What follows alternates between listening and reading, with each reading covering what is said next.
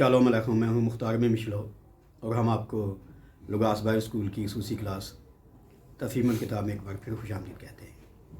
आपको मालूम है कि पिछली बार हम इस्तिस्ना की किताब पर बात कर रहे थे और आज हम उससे अगली किताब पर बात करेंगे जिसे यशुआ कहते हैं। अबरानी उन्वान है यहोशा, जबकि हफ्तादी तर्जुमे में सेप्टुअजिंट में इसका उन्वान है येसूस ओहियो नोए, जिसका तर्जमा है नून का बेटा यशुआ।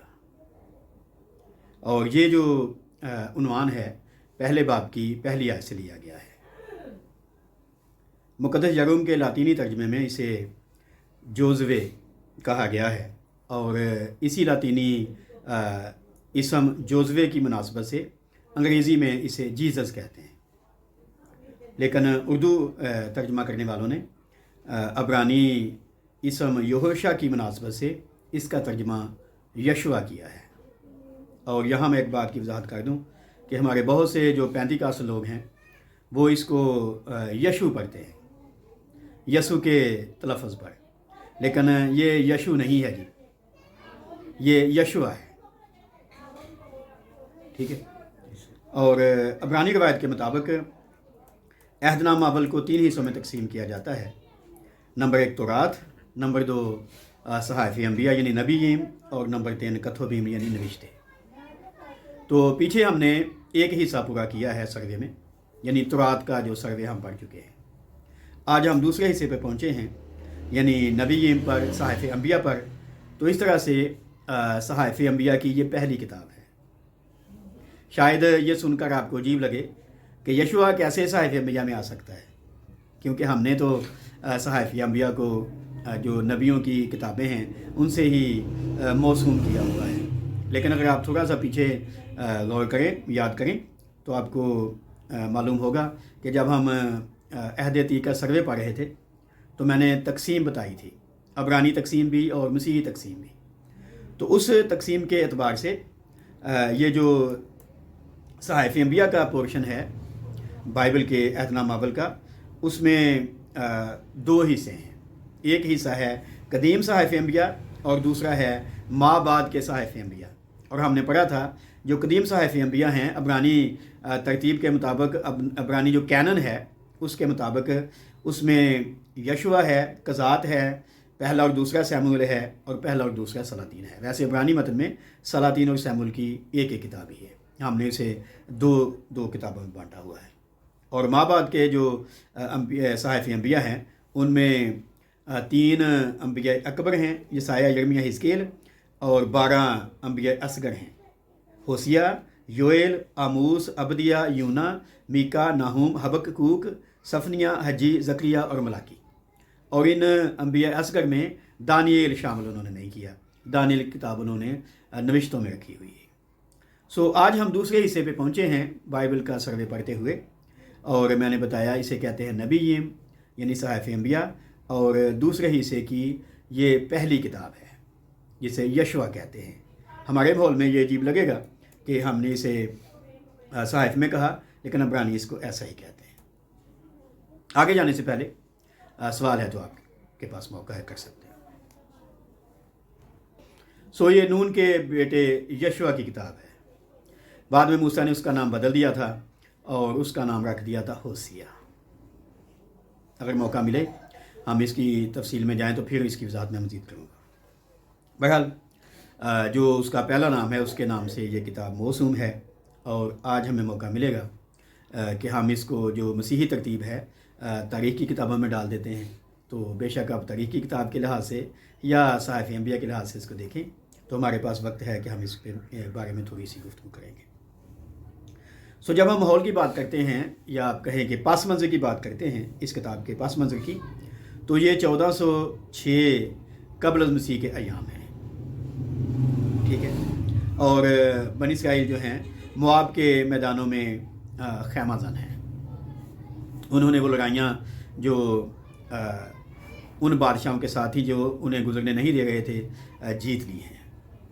उन्होंने मोआब का मुकाबला भी कर लिया हुआ है और बलाम भी मर गया, यानी बिल्कुल किसी तरह की अभी कोई टेंशन नहीं। दुश्मन ने अपना चाव उतार लिया हुआ है। कोई किसी के दिल में अभी नहीं है कि हम इनके साथ ये कर देंगे, हम इनके साथ ये कर देंगे। सब बेबस हैं और वो जीत गए हैं और इंतज़ार कर रहे हैं कि कब वो अपने मुल्क में जाएंगे। तो इन्हीं दिनों में ये अल्फाज सुनकर उनके दिल बेकाबू हो गए कि यशवा पहले बाब की 11वीं आयत में लिखा है, तुम अपने अपने लिए ज़्यादा राह तैयार कर लो, क्योंकि 3 दिन के अंदर तुमको इस यरदन के पार होकर उस मुल्क पर कब्ज़ा करने को जाना है जिसे तुम्हारा खुदा तुमको देता है, ताकि तुम उसके मालिक हो जाओ। सो पहले बाब में ही उन्हें ये खुशखबरी मिल जाती है कि अभी हम अगले सफ़र पर जा रहे हैं, बल्कि अगला सफ़र नहीं है, अपने मुल्क में जा रहे हैं। थोड़ा सा सफ़र है यरदन अबूर करके, और उनका जो सफ़र है बड़ा लंबा चौड़ा 40 साल का सफ़र अब ख़त्म होने वाला है। वैसे भी जब हम सफ़र के इख्तिताम तक पहुँचते हैं, मंजिल में सामने नज़र आती है, तो हमारा दिल जो है उछलने लगता है खुशी के साथ। तो यही कैफियत उनकी है। इसमें बहुत से और वाक़यात आएंगे जिनको अभी हम यहाँ नहीं पा रहे, जो तफसील में अगर बात करेंगे तो आएंगे। और यशवा की किताब भी उनका जिक्र नहीं करती। यशवा की किताब जो है पूरे वाक़यात का जिक्र नहीं करती, कुछ कुछ वाक़यात का जिक्र करती है। लेकिन पहले भी मैं कहता रहा हूँ, खुदा की मर्ज़ी हुई तो हम तफसील में जाएंगे। पहले हम तफसील भी देखते रहे हैं, लेकिन लोगों ने हमें सिखाया कि उन्हें तफसील की ज़रूरत नहीं, इसलिए हमने उनको स्किप किया। तो अभी अगला मरहला जिस पर मैं बात करना चाहता हूँ सर्वे में, उस पर आने से पहले फिर आपके साथ ये कह रहा हूँ कि सवाल है तो कीजिए। अगला मरहला जो है वो ये कि ये किताब जो है ये 1405 क़ब्ल मसीह में लिखी गई थी, ठीक है, और तकरीबन 22 साल की कहानी बताती है ये किताब। तो इस वक्त दूसरे हिस्से में बात हम कर रहे हैं कि 20 साल तकरीबन गुजर चुके हैं और काफ़ी कशमकश रही है। और 20 साल बाद यशवा कनान में खड़ा है और इसराइली बुजुर्गों के साथ हम कलाम है, और उन्हें कहता है, देखो मैंने कुरा डालकर इन बाकी कौमों को तुम्हें तकसीम किया कि ये उन सब कौमों समेत जिनको मैंने काट डाला, यरदन से लेकर मगरब की तरफ बड़े समुंदर तक तुम्हारे कबीलों की मीरास ठहरी, और तुम्हारा खुदा ही उनको तुम्हारे सामने से निकालेगा और तुम्हारी नज़र से उनको दूर कर देगा, और तुम उनके मुल्क पर काबज़ होगे जैसा तुम्हारे खुदा ने तुमसे कहा है। यशवा की किताब उसका 23 बाब 4 और 5वीं आयत। तो 20 साल बाद भी तकसीम तो उसने मुल्क को कर दिया, लेकिन वो हाथ भी बता दी है, पर फिर भी वो कहता है कि ये मिराज ठहरेगी, पर फिर वो कहता है कि खुदा तुम्हारे सामने से निकालेगा, मुस्तकबिल है, तुम्हारी नज़र से दूर कर देगा, तुम मुल्क के काबिज हो जाओगे जैसा खुदा ने कहा था। तो दाखिल होने के बाद, कनान में दाखिल होने के बाद तकरीबन 20-22 साल के बाद अभी भी वो नई दुनिया की सिर्फ दहलीज पर खड़े हैं, ठीक है। और बनी इस्राएल की जो हालत है, बेशक वो मुल्क मौत पर कब्ज़ा करने के लिए तैयार हैं, लेकिन फिर भी जैसे हम अब्रानियों में पढ़ते हैं कि यशवा ने उन्हें आराम में दाखिल नहीं किया था, तो आराम में दाखिल अभी नहीं हुए जी। शायद हमें लगे कि जब वो कनान में आ गए थे तो शायद उसी दिन उनका मुल्क हो गया था, क्योंकि कनान में दाखिल होने के बाद उन्होंने उस मुल्क की पैदावार खाई थी, मान मकूफ़ हो गया था। लेकिन ऐसा नहीं है जी, मैंने बताया 20 साल बाद भी अभी मामला वही है। तो सर्वे में पहली बात पढ़ने से पहले सवाल है तो कर सकते हैं। हम अभी इसका मुख्तसर जायज़ा लेंगे, इस किताब का हाईलाइट्स जो हैं वो क्या कहती हैं उन पे आएंगे। तो पहला है हिस्सा यरीहो के मैदान। यशवा की किताब उसका पहला बाब, पहली आयत से लेकर 5वें बाब की 15वीं आयत तक, ये एक पोर्शन है इस किताब का। तो वो यरीहो में आ गए हैं, उन्होंने यरीहो फ़तह कर लिया है, उन्होंने ईद फसा भी मनाई थी 20 साल पहले, उन्होंने उस मुल्क की पैदावार भी खाई है, वो बुदाबाशी कर रहे हैं, लेकिन कब्ज़ा नहीं हो पाया। क्यों? क्योंकि खुदा ने कहा था सब लोगों को मार डालना, पर उन्होंने कुछ को बचा लिया है। हर कबीले ने कुछ कुछ लोगों को बचा लिया अपनी खिदमत के लिए। उनके देवताओं को भी उन्होंने वहाँ से नहीं हटाया। और किसी वक्त मैंने शायद जिक्र किया था कि ये मौका था जब वो कनान में दाखिल हुए, तो कनानियों ने उन्हें अपने रंग में रंग लिया था। उन्होंने कहा तुम क्या ये सब्बत मनाते हो, تم کیا یہ نیا چاند ختنہ، یہ فلاں عید مناتے ہو، اتنا زیادہ کشٹ اٹھاتے ہو کس بات کے لیے کہ یہ ہوا تم پہ مہربان ہو جائے؟ تو ہم تمہیں سادہ سا طریقہ بتاتے ہیں، کیا کرو، ایک چٹکی بخور بال کے لیے گزران دو تو سب کچھ ہو جائے گا، بارش بھی آ جائے گی، پیداواری ہو جائے گی، اولاد بھی، سب کچھ ہو جائے گا۔ اور وہ اس بات میں پھنس گئے۔ شاید 40 سال کے سفر میں اور 20 سال کا یہ عرصہ آپ ڈالیں، 60 سال کے اس وقت میں وہ تھک گئے تھے، ٹھیک ہے، اور انہوں نے مان لیا۔ تو ابھی پہلا سروے میں حصہ ہمارے سامنے ہے، یریحو کے میدان، اور یہاں سے میں بات یشوع کے ساتھ جوڑتا ہوں موسیٰ کے بعد، کہ شخصی تعلیم و تربیت اور 40 سالہ بیابانی تجربے نے یشوع کو کنعان کی فتح کے لیے تیار کر دیا تھا۔ اور ایک حوالہ میں باقی باتوں کے ساتھ جوڑنا چاہتا ہوں کہ کیسے وہ تیار ہو گیا تھا، اور وہ یہ کہ رفیدیم کے مقام پر اس نے بنی اسرائیل کی کمان سنبھالی تھی اور امالیکیوں کو شکست سے دوچار کیا تھا۔ خروج کی کتاب اس کا پہلا باب، اس کی 8ویں سے 16ویں آیت۔ تو موسیٰ کی زیر کمان ہی اس نے ایک جنگ لڑی تھی، آپ کہہ لیں، اسے اختیار ملا تھا سپہ سالار بننے کا، اور یہ اس کے تجربے میں شامل ہو گیا۔ اس کے بعد جب 12 لوگ جاسوسی کے لیے بھیجے گئے تھے تو وہ خود بھی ان 12 میں شامل تھا، اور یہ کالب تھا جس نے آ کر اچھی رپورٹ دی تھی، اور باقی 10 نے بری رپورٹ دی تھی۔ گنتی کتاب پڑھتے ہوئے ہم بات کر رہے تھے، اور جو 10 لوگ تھے انہوں نے بری رپورٹ دے کر لوگوں کو پریشان کر دیا تھا، اور کہا تھا کہ ہم ان لوگوں کے سامنے ٹڈے ہیں۔ بے شک اس ملک کی پیداوار بھی لے کے آئے تھے، ٹھیک ہے، اور اسے لگا کہ ملک تو بہت خوشحال ہے، لیکن وہ ڈر گئے۔ پر یشوع کالب نے کہا کوئی بات نہیں ہے، خدا ہمارے ساتھ ہے تو ہم جیت جائیں گے۔ تو یہ 12 جاسوسے میں سے ایک تھا۔ اس کا مطلب ہے کہ جس کنعان میں وہ اب آیا ہے اپنی قوم کو لے کر، اس سے وہ پہلے واقف تھا دوسرے لوگوں کی نسبت۔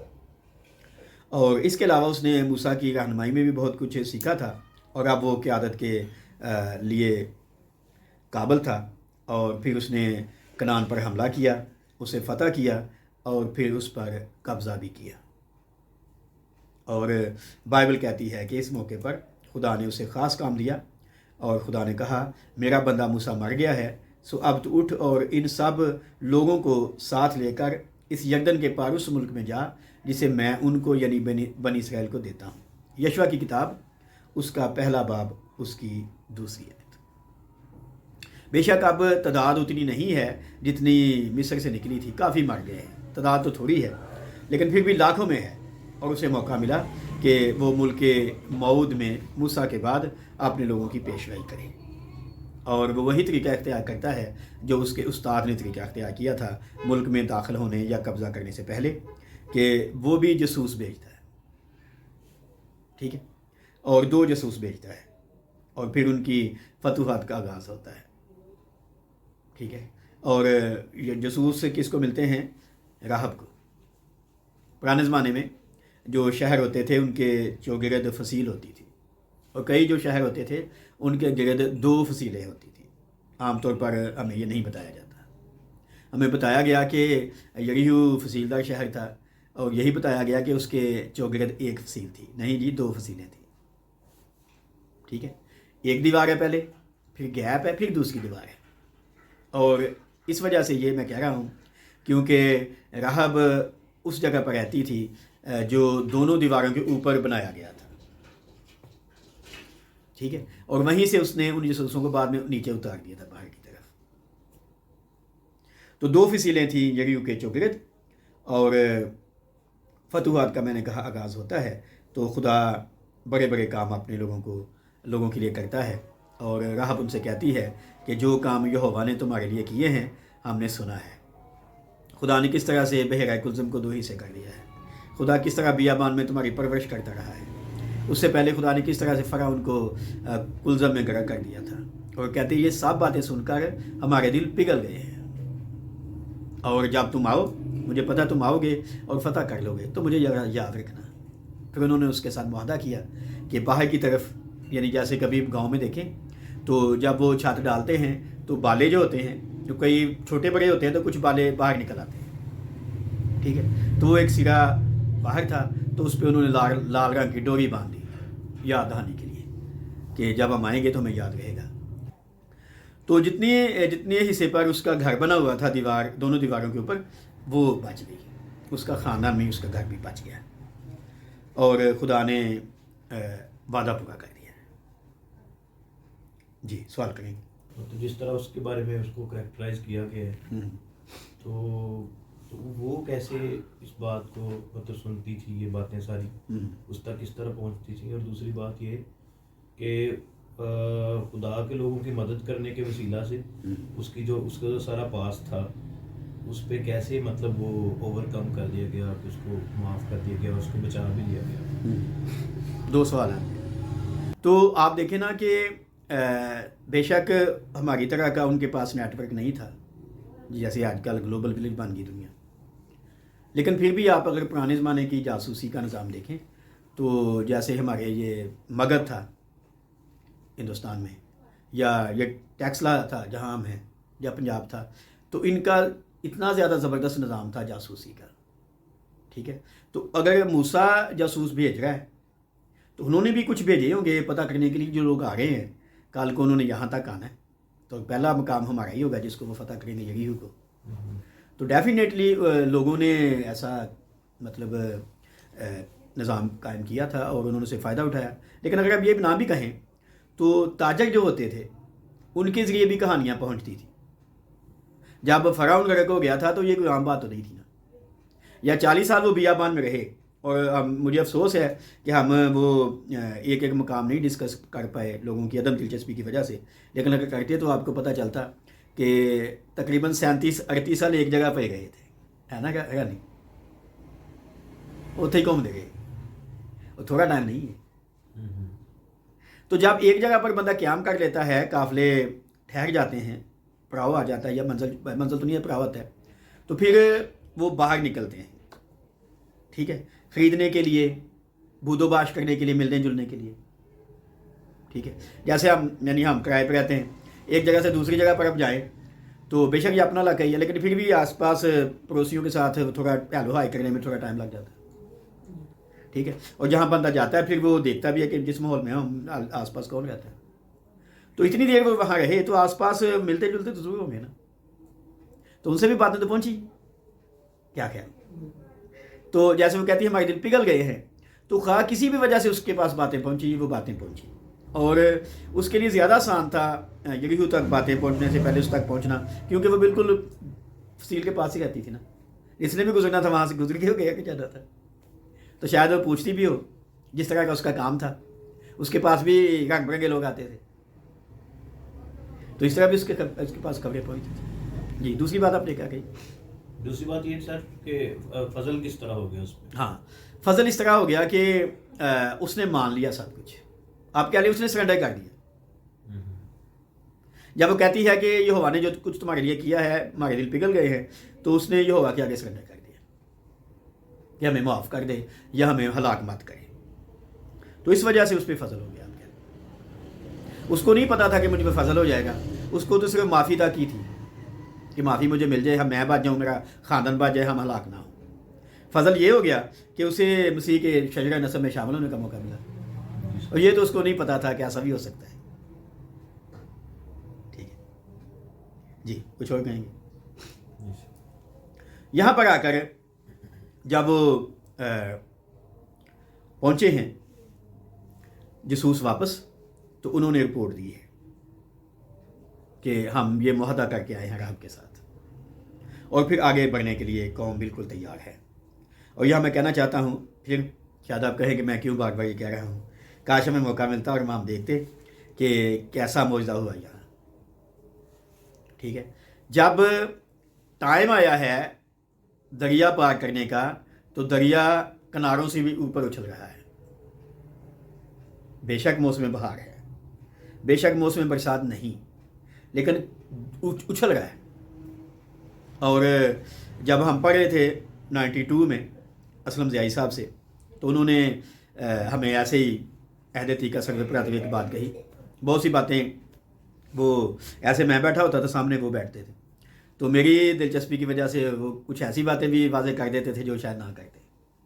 تو مجھے انہوں نے بتایا، مختار وہ نہ ایسا ہوا کہ یہ مقام ہے، یہاں نام انہوں نے بتایا، اور اس کے بعد دوسرا مقام ہے، اتنے حصے میں یردن کا پانی خشک ہو گیا تھا، اور انہوں نے کہا کہ میں نے وہ مقام دیکھے ہوئے ہیں اور ہمیں بھی اشتیاق ہوا، لیکن ہم ابھی تک نہیں جا پائے۔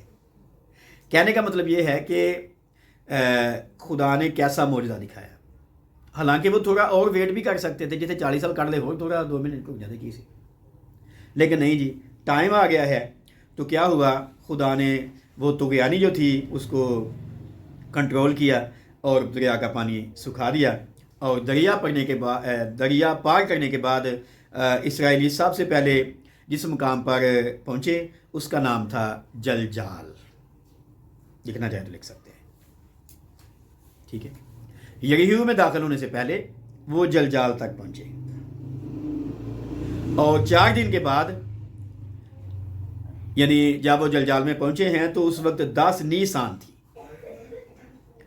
4 دن کے بعد 14ویں تاریخ کو، نیسان کی 14ویں تاریخ کو، وہ یریحو کے میدانوں میں عید فصح منا رہے تھے، اور یشوع کی کتاب اس کا 5واں باب اس کی 10ویں آیت میں آپ یہ پڑھ سکتے ہیں۔ اگلے دن من موقوف ہو گیا، یعنی وہ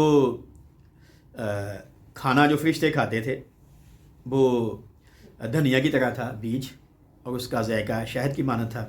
زبور 78 کہتا ہے کہ انہوں نے فرشتوں کی غذا کھائی تھی۔ وہ من، حالانکہ اس کا نام من نہیں تھا، ہم نے سمجھا اس کا نام من ہے، ٹھیک ہے۔ اگر آپ عبرانی میں پڑھیں تو انہوں نے کہا اس کھانے کو دیکھ کر مان ہو، یہ کیا ہے، اور لکھا نہیں اس کا نام، کہ بتایا گیا انہیں کہ یہ ہے۔ ہم نے سمجھ لیا کہ اس کا نام تھا من، اور بٹیر کو عربی میں سلوا کہتے ہیں، اس لیے ہم نے نام رکھ دیا من سلوا۔ تو من اس کھانے کا نام نہیں تھا، ہاں سلوا تھا، یعنی بٹیر تھے۔ تو وہ موقوف ہو گیا، اور یہاں پر انہوں نے اس زمین کی پیداوار کھائی، اور یہاں پر پہنچ کر یشوع نے ان تمام مردوں کا خطرہ کر دیا جو بیابان میں پیدا ہوئے تھے۔ ملک میں داخل ہونے سے پہلے ساکرامنٹ پر عمل کرنا ضروری تھا۔ یہ ایسی باتیں میں بیچ میں رکھ دیتا ہوں جو عام طور پر لوگ نہیں کرتے، اس لیے کہ ہمیں تھوڑی دلچسپی بھی ہو اور اندازہ بھی ہو کہ خدا کے ساتھ چلنا کتنا اہم ہے اور کتنا مشکل بھی ہے۔ جی، سوال؟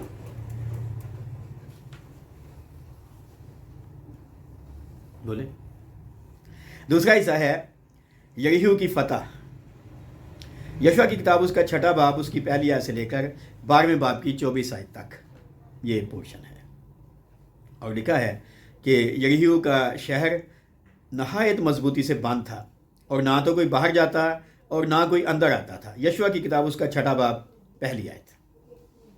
اب مسئلہ ہوا کہ یہ شہر کیسے فتح کیا جائے گا، اور خدا نے انہیں بتایا کہ کس طرح سے ایسا ممکن ہے کہ تم یریحو کے گرد چکر پاس مارنا ہے اور وہ گر جائے گا۔ اس کے بعد چونکہ سروے ہم پڑھ رہے ہیں، میں مختصر بات کر رہا ہوں۔ اگلا جو شہر تھا اس کا نام ہے آئی، جو اردو ترجمے میں لکھا گیا ہے، اور ایک شخص ہے ماہر آثار قدیمہ، رائٹ اس کا نام ہے، مصنف ہے بائبل کا، وہ کہتا ہے کہ بیت ایل سے 1.5 میل جنوب مشرق میں ایک جگہ ہے جسے تل کہا جاتا ہے، اور یہی وہ جگہ تھی جس پر آئی کا شہر آباد تھا، یعنی جب انہوں نے کھدائی کی ہے لوگوں نے تو انہوں نے نکالا۔ اور وہ کہتے ہیں کہ 3300 سے لے کر 2400 قبل مسیح تک یہ شہر جو تھا کنانیوں کا قلعہ تھا، عام شہر نہیں ہے، ٹھیک ہے جی۔ اور جب بعد میں برباد ہوا تو تقریباً 1000 قبل مسیح تک یہ کھنڈر بنا رہا، لیکن انہوں نے جو کہ یریحو کو فتح کر لیا تھا، اس لیے انہیں اس کو فتح کرنا کوئی اتنا مشکل کام نہیں لگا۔ جاسوسوں نے آ کر بتایا کہ اس کی آبادی بھی تھوڑی ہے، اور وہاں پر یریحو کی طرح بھاری لشکر لے کر جانے کی بھی ضرورت نہیں پڑے گی، آپ صرف 3000 سپاہی لے جائیں تو فتح کر لیں گے، ٹھیک ہے۔ اور ایسا ہی ہوا، جب وہ 3000 سپاہی لے کر پہنچے، حملہ کیا، تو یریحو کی شکست کو دیکھ کر وہ دشمن جو ہے واپس بھاگ کھڑا ہوا، لیکن کام پھر الٹا ہو گیا۔ یہ بھی ہم اس طرح نہیں بتایا جاتا کہ پہلے وہ بھاگ گئے تھے ائی والے. ہمیں تو سنڈے اسکول میں یہی بتایا گیا کہ نہیں بھاگے تھے. خیر تو وہ بھاگ گئے، لیکن معاملہ خراب اس لیے ہو گیا کہ خدا ان کے ساتھ نہیں تھا. خدا کیوں ساتھ نہیں تھا کہ پیچھے جو معاملہ ہوا تھا یہ بھی اس طرح نہیں بتایا گیا کہ یریحو کو جب فتح کیا گیا تھا تو جو مال غنیمت ملا تھا اس مال غنیمت میں سے اکن نے چوری کر لی تھی. اکن کی چوری کا تو ذکر کیا جاتا ہے لیکن کہاں سے کی تھی یہ نہیں بتایا گیا. خیر تو کیا ہوا، خدا نے انہیں بتایا کہ تمہیں کیوں شکست ہو گئی ہے، بڑے مرحلے کو تم نے جیت لیا، چھوٹے پر کیوں ہار گئے ہو، کیونکہ تم میں گناہ ہے. جب معاملہ ٹھیک کیا گیا، اکن کو اس کی فیملی کو سزا دی گئی، تو دوبارہ پھر یشوع نے خود ائی پر چڑھائی کی. اور پہلی بار جب وہ شکست کھا گئے تھے اسرائیلی تو ائی کا بادشاہ بڑا بےتاب تھا کہ دوبارہ آ کے تو انہوں نے پھینٹی لاوا گی، پر اسے پتہ نہیں تھا اب یشوع بھی آ رہا ہے، اب خدا بھی آ رہا ہے. تو اس کی ساری بےتابی دھری رہ گئی اور انہوں نے شہر کو فتح کر لیا یشوع کی قیادت میں.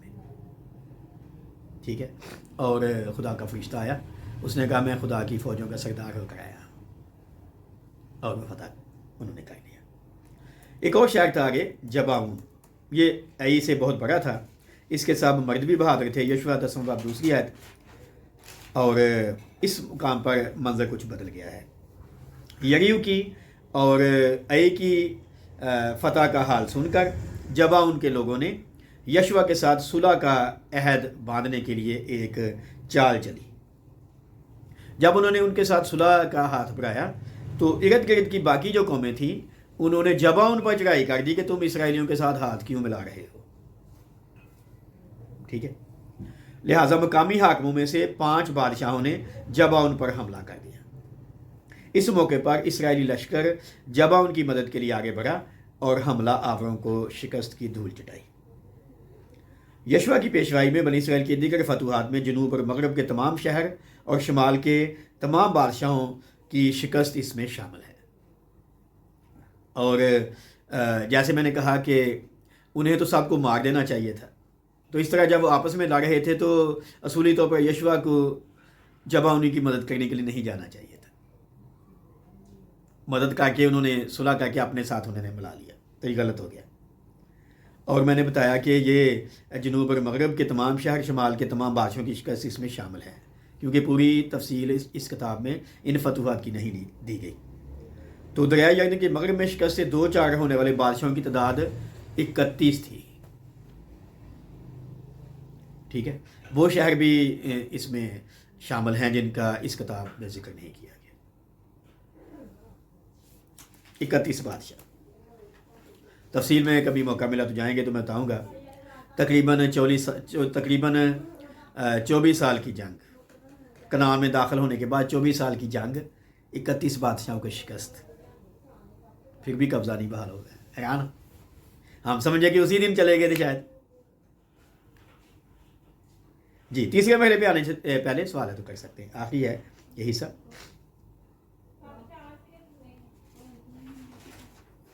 تیسرا حصہ ہے یشوع کا آخری عظیم کام. یشوع 13واں باب اس کی پہلی آیت سے لے کر 24 باب کی 33ویں آیت تک.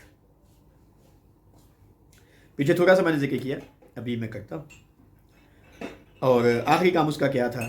جیسے میں نے کہا کہ یہ کتاب کوئی 22 سال کا احوال بیان کرتی ہے، اور فتوحات کرتا وہ 20 سال گزرنے کے بعد وہ کھڑا تھا جب وہ تقسیم کے لیے آیا. تو ابھی جب وہ تقسیم کرنے لگا ہے ملک کنعان کو، تو پتہ ہے اس کی عمر کتنی ہے؟ 90 سال. ٹھیک ہے، اور روبن، منسی کا آدھا قبیلہ اور جاد نے تو پہلے ہی یردن کے مشرق میں اپنی میراث پا لی تھی، اور باقی سارے 9 قبیلے اب قرعہ اندازی کے ذریعے سے مغرب کی جانب اپنی میراث پاتے ہیں. خیمہ اجتماع افرایم کے علاقے میں سیلا کے مقام پر نصب کیا گیا. اور کیوں سیلا کے مقام پر نصب کیا بتا سکتے ہیں؟ شاید پھر کوئی ویڈیو سن کر کہے تو ہی سمجھے ساری گلیں دھیان نہیں ہوندی ہیں. یشوع بتا سکتے کس قبیلے سے تھا؟ کبھی پڑھا ہو، سنا ہو؟ موسیٰ تو لاوی سے تھا نا یشوع. यूसुफ के कबीले से, और इफ्राइम यूसुफ का बेटा था। तो यशवा चूंकि उस कबीले से था, इसलिए उसने अपने इलाके में सैला में खैमा इज्तिमा नस्ब किया है। समझ आती बात कि नहीं? हाँ जी। कालब को हबरून का शहर और यशवा को तमनत सरा मिला। लावियों को 48 शहर दिए गए, जिनमें शहर पनाह के 6 शहर भी शामिल थे। यरदन के मशरक़ में अपनी मिरास में आते वक्त रोबन, जाद के कबाइल और मनसी के आधे कबीले के लोगों ने एक मजबा जो बड़ा मजबा कहलाता था तमीर किया। यशवा 22 बाब 10वीं आयत। सो आप समझे तमाशा शुरू हो गया। 2.5 कबीले वालों ने बाकियों के साथ आकर इबादत करना नहीं चाहा, अपने लिए अलग जोड़ लिया सिस्टम। और वैसे असूली तौर पर उन्हें यरदन के पार मिरास लेनी नहीं चाहिए थी, क्योंकि वो मिरास अर्ज़ मुक़द्दसा नहीं थी, वो तो काब्ज़ शुदा ज़मीन थी ना। तो उन्हें दरिया पार करके अपने हिस्से की मिरास में आना चाहिए था, पर वो चरागाहें लूत की तरह शायद अच्छी लगी होगी। तो देखिए तमाशा शुरू हो गया। मैंने कहा अपने लिए अलग बड़ा मजहब बना लिया। यशवा 22:10। यरदन के मगरब की तरफ आबाद कबीले इस तर्ज अमल को बरगश्तगी ख्याल करते हैं, और यूँ कबायली झगड़े शुरू होने लगे, और अच्छे राब्ते की वजह से बेशक खून रेजी पर काबू पा लिया जाता था, लेकिन कशमकश जाई गई। ये मैंने जानबूझकर इसलिए ये वाक़या आपके सामने रखा, ताकि बाद में जब हम आगे जाएं तो आपको पता चले कि काजियों के ज़माने में हर कोई अपनी मर्ज़ी क्यों करता था। ठीक है, बेशक हमें इस तरह भी नहीं बताया गया। खैर, जब यशवा को तमनत सरा में रहते हुए कुछ अर्सा गुजर गया, तो वो बनी इसराइल के बुजुर्गों, सरदारों, काजी और मनसबदारों को बुलाकर दिलेरी के साथ यहोवा एलोहीम के वफादार रहने की उन्हें तलकीन करता है। इसके बाद यशवा बनी इसराइल के सब कबीलों को सिकम में जमा करता है। वहाँ पर वो अब्राहम के वक्त से लेकर उनके साथ यहोवा एलोहीम के बर्ताव पर गुफ्तगू करता है, और एक बार फिर उन्हें नसीहत करता है कि तुम खुदा का खौफ रखो और नेक नियति और सदाकत से उसकी परस्तिश करो। और इसके जवाब में लोग कहते हैं हम खुदावंद अपने खुदा की परस्तिश करेंगे और उसकी बात मानेंगे। यशवा 24 बाब 14वीं से 15वीं आयत और 24वीं आयत। लेकिन बाद की बातें बताती हैं कि उन्होंने सिर्फ कहा ही था, माना नहीं था। और काफ़ी मशहूर हो गया ये गीत। अब वो कहते हैं जी फैसला कर लो तुम किसकी परस्तिश करोगे। तो ये फैसले का टाइम था, उन्होंने कह तो दिया लेकिन मानी नहीं है। और इसके बाद क्या हुआ? यशवा 110 बरस की उम्र में खुदा से जा मिला। सवाल आखिर पे हम पहुंचे हैं। जिस तरह बियाबान में मुसाफत का बयान नामुकम्मल है, यानी जो तौरात का रिकॉर्ड है उसके मुताबिक, लेकिन हमने जमा की हैं और शहादतों के ज़रिए बातें, जिसमें मिदराश है, जिसमें जुबली की किताब है, जिसमें जैन ससरबा है और चीज़ें हैं। तो अभी तस्वीर मुकम्मल हो सकती है। खैर, उसी तरह यशवा की सरगर्मियों और कामरानियों का अहवाल भी मुकम्मल नहीं है इस किताब में, यानी यशवा की किताब में। कोहे एबाल और कोहे गज़ीम के दरमियान वाक़े सिकम के इलाके को फ़तह करने का हाल भी लिखा नहीं गया है। ठीक है, अभी मैंने बताया ना कि सिकम में उसने बुजुर्गों को जमा किया। क्यों जमा किया? सिकम की एक तरफ कोहे एबाल है, एक तरफ कोहे गज़ीम है, दोनों के दरमियान में। ठीक है, और फिर आगे जब हम जाएंगे, अगर मौका मिला तो मैं आपको बताऊंगा कि सामरी औरत ने जो यसू से बात की थी, उसने कहा हमारे बाप दादा ने इस पहाड़ पर परस्तिश की। किस पर? गरजीम पर। सामरियों ने हैकल गरजीम पर बनाई थी, सहीऊन पर नहीं बनाई थी। तो इन दोनों पहाड़ों के बीच में सिकम में उसने उनसे दोबारा बात की, खुदा का अहद याद दिलाया, लेकिन उन्होंने वादा तो किया हम खुदा के वफादार रहेंगे, लेकिन नहीं। और फिर ये भी लिखा है कि उसने वहाँ पर मूसा की शरीयत पढ़ कर उन्हें सुनाई। यशवा 38 बाब 30 से 35 आयत में आप पढ़ सकते हैं। जो वाक़या लिखे हैं उनसे पिक्चर बना सकते हैं। और मुमकिन है जो इलाके फ़तह किए गए हैं यशवा की किताब में उनका जिक्र नहीं है। जब तक यशवा ज़िंदा रहा कनान पर इसराइली कब्ज़ा कायम था, जिक्र नहीं है फिर भी कायम था, लेकिन इन तमाम कनानियों को मुल्क से निकाला ना गया। चुनांचे ये किताब यशवा की सरगर्मियों और फतूहात का मुकम्मल बयान पेश नहीं करती।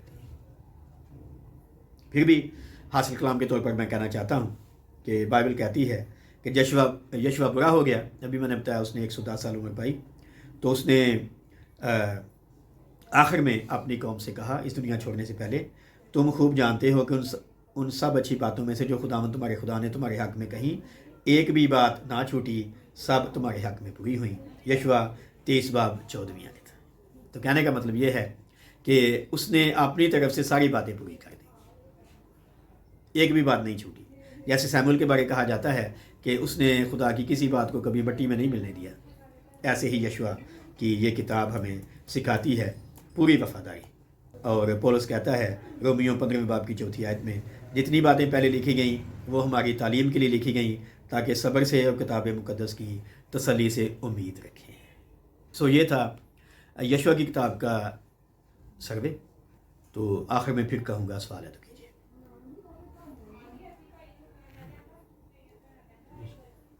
خدا آپ کو برکت دے۔ اگر آپ کو یہ باتیں اچھی لگیں تو آپ انہیں اپنے عزیز و احباب کے ساتھ بھی بانٹ سکتے ہیں۔ کامنٹ باکس میں آپ کی مثبت تنقید اور قیمتی آراء کا ہمیں انتظار رہے گا۔ آپ کی توجہ کا بہت شکریہ۔